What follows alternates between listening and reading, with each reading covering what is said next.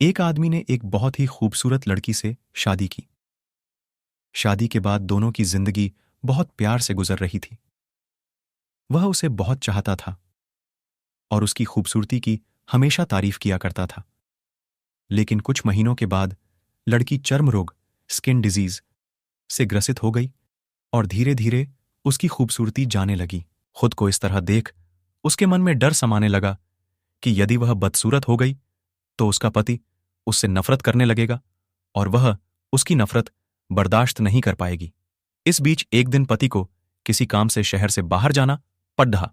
काम खत्म कर जब वह घर वापस लौट रहा था, उसका एक्सीडेंट हो गया। एक्सीडेंट में उसने अपनी दोनों आंखें खो दी, लेकिन इसके बावजूद भी उन दोनों की जिंदगी सामान्य तरीके से आगे बढ़ती रही। समय गुजरता रहा और अपने चर्म रोग के कारण लड्डी हिचकी ने अपनी खूबसूरती पूरी तरह गंवा दी। वह बदसूरत हो गई, लेकिन अंधे पति को इस बारे में कुछ भी पता नहीं था, इसलिए इसका उनके खुशहाल विवाहित जीवन पर कोई प्रभाव नहीं पड़ा।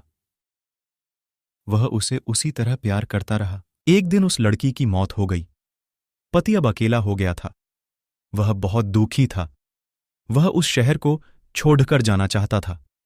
उसने अंतिम संस्कार की सारी क्रियाविधि पूर्ण की और शहर छोड़कर जाने लगा। तभी एक आदमी ने पीछे से उसे पुकारा और पास आकर कहा, अब तुम बिना सहारे के अकेले कैसे चल पाओगे? इतने साल तो तुम्हारी पत्नी तुम्हारी मदद किया करती थी। पति ने जवाब दिया, दोस्त, मैं अंधा नहीं हूं।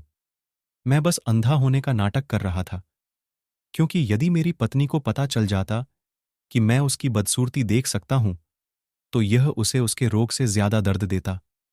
इसलिए मैंने इतने साल अंधे होने का दिखावा किया। वह बहुत अच्छी पत्नी थी।